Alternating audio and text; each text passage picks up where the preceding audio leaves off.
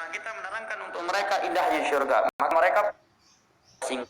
Maka bingung kita kalau ada orang yang menyatakan dakwahlah dengan hikmah, jangan sampai orang tersinggung. Ya, kalau kita menyampaikan kebenaran yang datang dari Al-Quran dan hadis dengan pemahaman para sahabat Nabi SAW, pasti banyak orang yang tersinggung.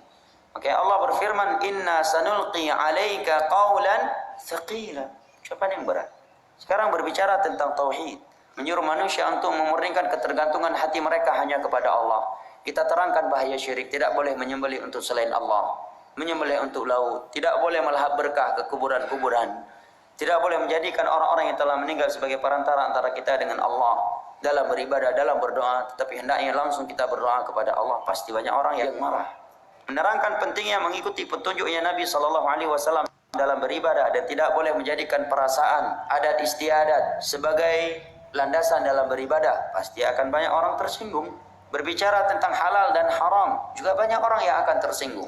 Bahkan kalau kita menjelaskan sifat solat Nabi aja banyak orang yang tersinggung.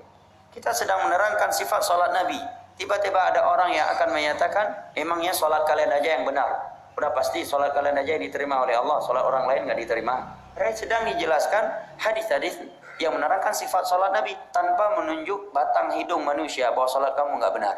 Tapi banyak orang yang tersinggung tatkala merasa solatnya itu tidak sesuai dengan apa yang dijelaskan dari hadis-hadis Nabi. Kayak kalau kita ingin bicara masalah agama Allah dengan syarat jangan ada yang tersinggung, maka sungguh tidak ada yang mampu berdakwah. Nabi pun tidak mampu. Menyampaikan kebenaran pasti banyak orang yang akan tersungging, bukan sekedar tersinggung. Maka berarti maknanya tidak perlu lagi berdakwah. Cukup saja bicara masalah syurga, indahnya syurga, bahayanya neraka, fadilah salat, fadilah baca Al-Quran, fadilah ke masjid. Jangan terangkan bahayanya syirik, bahayanya bidah. Ini namanya pembingungan terhadap umat dan khianat terhadap mereka.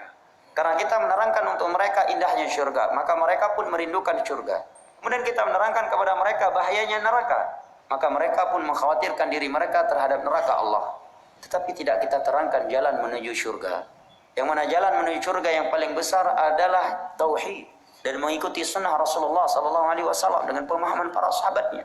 Setelah kita menerangkan kepada mereka ngerinya neraka Allah Jalla wa'ala, tetapi kita diam, tidak berbicara tentang bahaya syirik. Yang mana syirik adalah dosa yang dapat mengekalkan manusia dalam neraka Allah. Innahu may yusyrik billah faqad haramallahu alaihi al-jannata wa ma'wahu an-nar wa ma lidh-dhalimin min ansar. Apabila seorang mati membawa satu syirik saja, dari syirik besar, umurnya 80 tahun, 70 tahun, 11 bulan, 29 hari dia selalu bertauhid dan selalu ibadah sesuai dengan sunnah Nabi. Satu hari sebelum mati, dia datang ke kuburan, menjadikannya sebagai perantara antara dia dengan Allah dalam beribadah, atau menyembelih untuk laut, atau menganggap ada orang wali-wali yang mengetahui perkara gaib. Selesai. Ibadah yang dia lakukan dengan ikhlas dan sesuai dengan sunnah Nabi tadi selama 20 tahun, 11 bulan, 29 hari, itu hangus, tidak akan berguna, akan menjadi debu yang berterbangan di sisi Allah. Allah berfirman, wa qadimna ila ma 'amilu faj'alnahu haba'an manthura. Kami kumpulkan ibadah-ibadah mereka pada hari kiamat, maka kami jadikan debu yang berterbangan, kata Imam Az-Zahabi rahimahullah di awal kitab Al-Kabair, karena mereka membawa dosa syirik.